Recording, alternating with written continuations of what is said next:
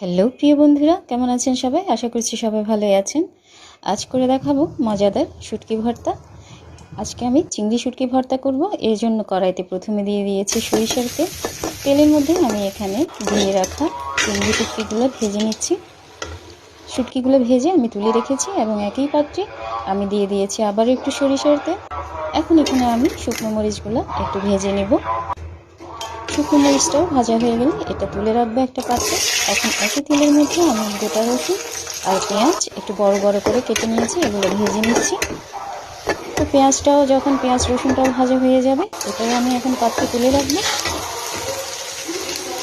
তো শুটকি ভর্তা করার জন্য এই উপকরণগুলোই লাগছে আমার। এখন এগুলো সবগুলো একসাথে আমি ব্লেন্ডারে দিয়ে দিচ্ছি। এখন দিয়ে দিচ্ছি এখানে লবণ স্বাদ মতো, দিয়ে দিয়েছি একটু চিনি টেস্টের ব্যালেন্সের জন্য। চিনিটা অবশ্যই দিবেন, দেখবেন টেস্টটা দ্বিগুণ বেড়ে যাবে। আর দিয়ে দিয়েছি সরিষার তেল পরিমাণ মতো। এখন সব কিছু একসাথে আমি ব্লেন্ড করে নিচ্ছি।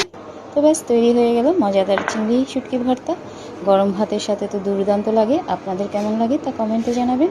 তো সবসময় তো বাবা ছেলের জন্য আমি ওদের পছন্দের খাবার রান্না করি, আজ তাই সব পছন্দের খাবার আমার রান্না করেছি। এখানে রান্না করেছি পেঁপে দিয়ে ডাল, রান্না করেছি আলু ভর্তা, আর শুটকি ভর্তা তো আছে। তো বন্ধুরা, আজকে এ পর্যন্তই। সবাই ভালো থাকবেন। টাটা।